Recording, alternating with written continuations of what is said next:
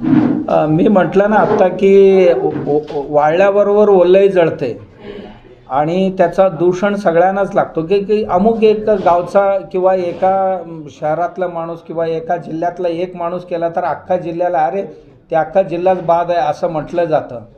तसं ह्यात सुद्धा होतो. म्हणून अन्य लोक जे आहेत त्यांनी सुद्धा बोलायला पाहिजे या गोष्टीवर.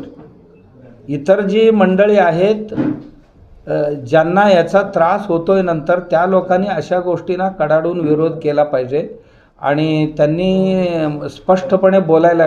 कारण चाणक्याने असं म्हटलेलं आहे की देश दुष्टाने कधी नष्ट होत नाही, पण सज्जनांच्या मौनाने नष्ट होत असते. चांगल्याला चांगलं न म्हणणं आणि वाईटाला वाईट न म्हणणं ही विनाशाचा मुख्य बीज आहे.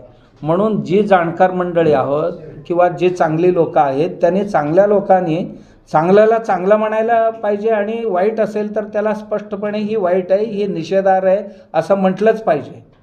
आणि त्यांची संख्या एवढा किंवा त्यांना कोण विचारत नसावं. आता मलाही कोण विचारलंच नाही किंवा आम्ही आमच्या बाबतीत आम्ही बसलेले असतो किंवा आमच्या प्रवचन कीर्तनात आम्ही सांगतो की बाबा अशी घटना घडतात तर ह्यापासून सावध राहायला पाहिजे एवढंच म्हणतो. जर हे मीडियाच्या माध्यमातून गेलं तर आमच्या क्षेत्राशी निगडीत नसलेल्या माणसांपर्यंत सुद्धा जाईल ना बातमी.